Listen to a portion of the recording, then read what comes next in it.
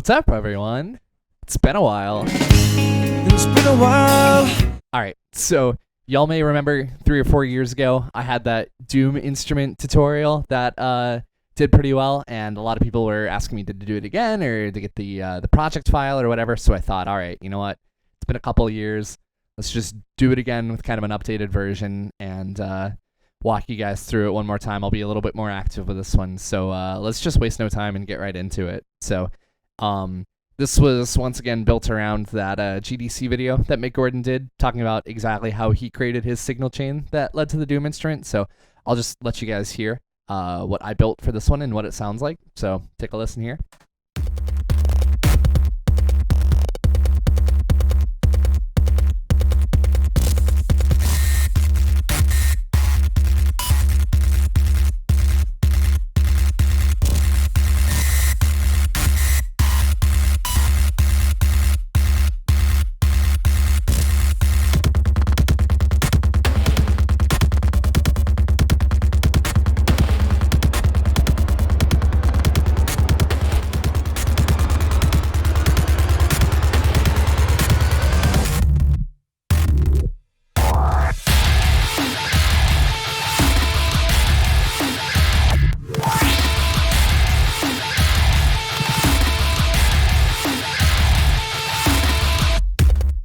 Nice, cool. All right, so let's dive right into exactly how I did this. For the main source of this noise, I used Serum, and y'all may remember that Mick Gordan talked about the base of the sound just being a sub sine wave with noise sprinkled in. So I mimicked that exactly. So what I did was I basic shapes, just sine wave, tuned it down 2 octaves so I can, play it on my keyboard and still get like sub bass notes out of it. And the big part of this that was a big breakthrough for the sound for me was Serum here has this note, I don't really know what you'd call this, envelope or whatever scale. So what it does is you see, like, depending on the different note that I'm hitting, it has a different point on this like XY axis. So what I did was I took the note and I assigned it to the rate of this LFO. That LFO is going to the level of the noise.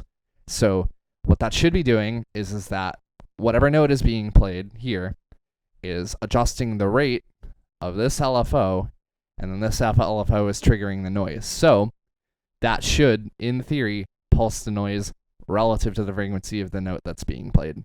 And you just kind of, you hear it's there. It just kind of sounds like your speaker's a little bit blown out, which is cool. I mean, distorted 808s are a thing, and I think that sounds awesome. So this really just helps once the signal gets run through a bunch of distortion and stuff. It really just adds a lot of like harmonic character and like just weird glitchy noises. I mean, it really helps it sound like it's just being run through a bunch of like broken equipment, which is, part of that whole aesthetic of the Doom soundtrack. So also, in following suit with what Mick Gordan did, you see I have Serum coming into this one bus, and then it's one track, and then it's being like sent out to these like effects sends, and then you can see that all of them are being sent back into this bus, so they're kind of sandwiched in between the source and the bus here. So each one of these tracks, except for 4, has a bunch of different effects on it that kind of give it a different character. So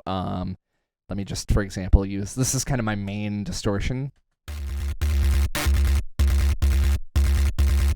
That's what you're going to hear mostly. So just to run through what this is, I'm using THU, and this is, just like a guitar modeling and multi-effects plugin. And so I'm using a compressor here that's adding like 10 dB of gain here, and that is running into the Brunetti Taxi Drive, which is a really interesting sounding distortion, because I think the real one is like a hybrid between like a tube screamer and like a FET style drive, so it has really interesting like character to it. And that is running through this Heavy 51 model that's modeled after like a 5150. and no cab. So you're getting all these ugly high frequencies coming through, and it's really gnarly sounding. So let me turn the other two effects here off and let you hear. And if you even want me to, I can just go like step by step in the chain here. That's honestly how I build it, is I just go one piece at a time, and I have a basic idea of what I want it to sound like. So raw compression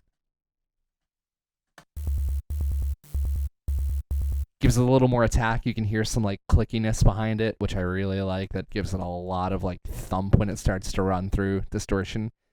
Drive.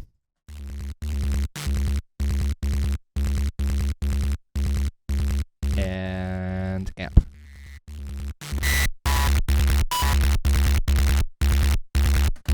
Cool. Really blown out, really has a lot of attack to it, a lot of character. So that's going into Valhalla Room here, and as you can see, it has like almost no decay on it, almost no size. I guess the early has, like 10 milliseconds, and halfway mixed here. And the reason I do this is just reverb with like no decay tends to have this very like metallic, like phasey effect to it that I really like. So I'll just turn it on here in a sec in the middle. And on.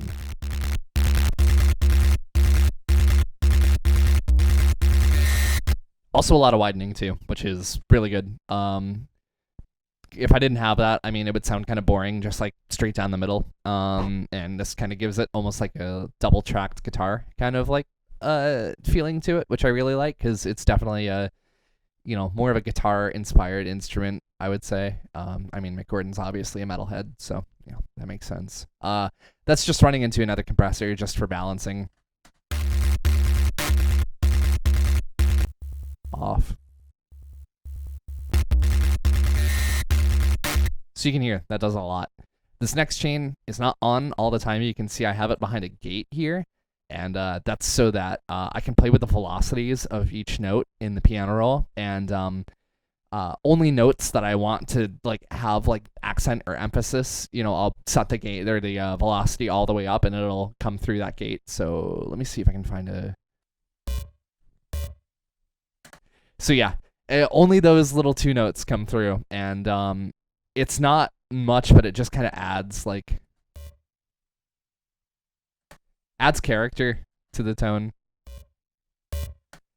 So this is really just what do I have? I have the gate, I have serum effects here, going down sample all the way up on the drive, and then only mixed in like, I don't know, 40% maybe. Comb filter for some like phasiness, chorus, compressor, and then this free plugin is really cool. IVGI2 is just like a saturation plugin, and it has like asymmetric distortion and drive, and it's really good. It's kind of like a free version of like Decapitator, which can't afford yet. So we'll get there.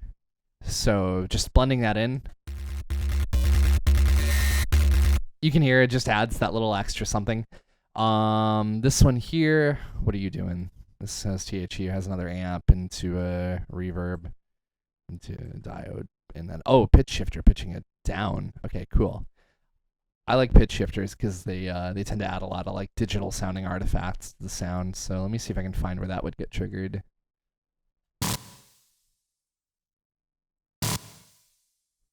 Yep, so you can hear that's all it does. It's not much, but again, it just adds some character. Cool, so that all goes into a bus here, and then that bus just has compression, EQ, taking out sub below 30 something hertz. Keep some of the sub in there, but I mean, it just leaves you with some more headroom, because, I mean, what's human range of hearing? It's like 20 to 22K, so, I mean, if it's, as long as the fundamental is above where you're high passing, then you can just take it out pretty much, because anything below that is just going to be like artifacts, and just, especially if they're low frequencies, they're just going to take up a lot of headroom. So once I took that out, add a little smiley face EQ, take out some low mids, because I hate low mids, they're muddy. and then into some multiband compression to like compress the fuck out of the low end, because that's really important for the sound. Is you don't want the low end to be like too pokey in the mix. So what I did with the bus then was I split it up between a low and a high. And then the low here, I mean, you can see I have a crossover between the two at around like 300 something hertz. Same thing over here. So that way I can control the low end and the high end separately. Low end gets compressed, gets an EQ boost around like the subs, and then the highs get reverb and then a boost on the sides here. So that way it gives it a little bit more stereo width. So I'll turn everything here off and then turn it on.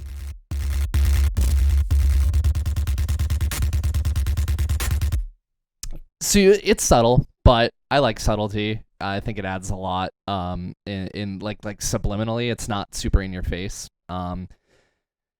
And then yeah, for the squeals that you hear in there, let's take a look at the piano roll. So you see I have like the main rhythm here, but then if you go like really high up, you get that kind of stuff. So what that does,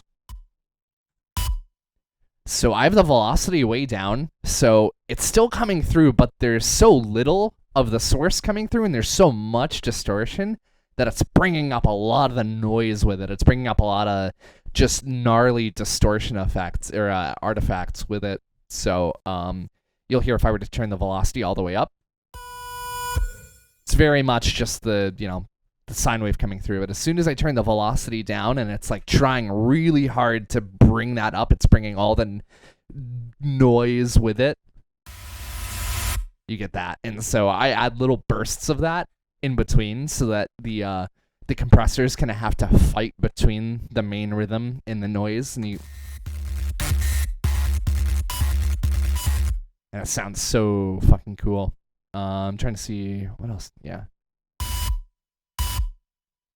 So that is the gist of the Doom noise here. For everything else in here, I had some percussion and whatnot, and then for that main effects chain, I automated the overdrive amount on. I think I did that. Yeah, I did that on the for the taxi driver. So that way, as the song progresses, it gets more intense. It gets more distortion. So you can hear it starts out,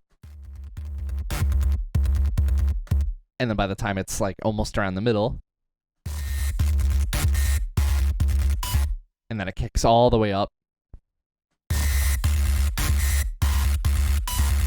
And then I did the same thing with the amp gain, that heavy 51 amp block in THU. I had it kind of around noon for most of it, and then there's this like softer section right here, this more pure section, which I turned both down, and you can hear how that sounds.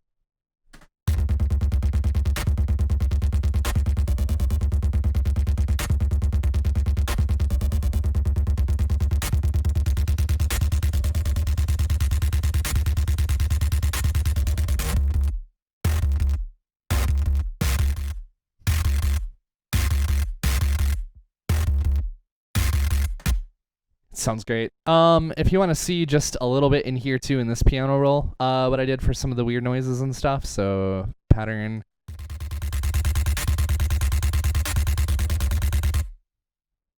Oh, hello. Okay. Yeah, just more. You can see here I have like octaves stacked. Well, it's like 2 octaves up of just really low velocity.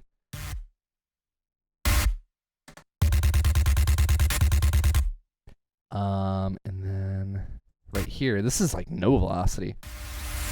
And kind of gives you that kind of sound. And then this just chromatic walk up. Sounds great. I love that.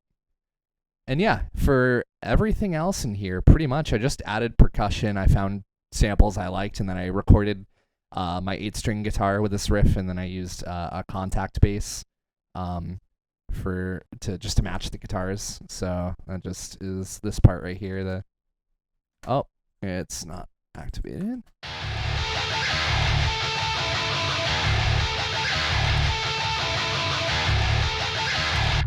And the Doom soundtrack used 8 9-string guitars for their riffs too, so of course I had to. And altogether,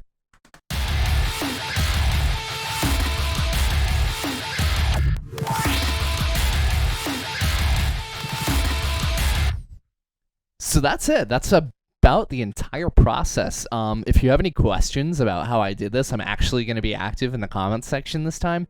What I'm also going to do is I'm not going to give out this project file because this has a lot of plugins that I know that people don't have. So I'm going to make another project file that's using mostly FL Studio stock plugins, except for Serum.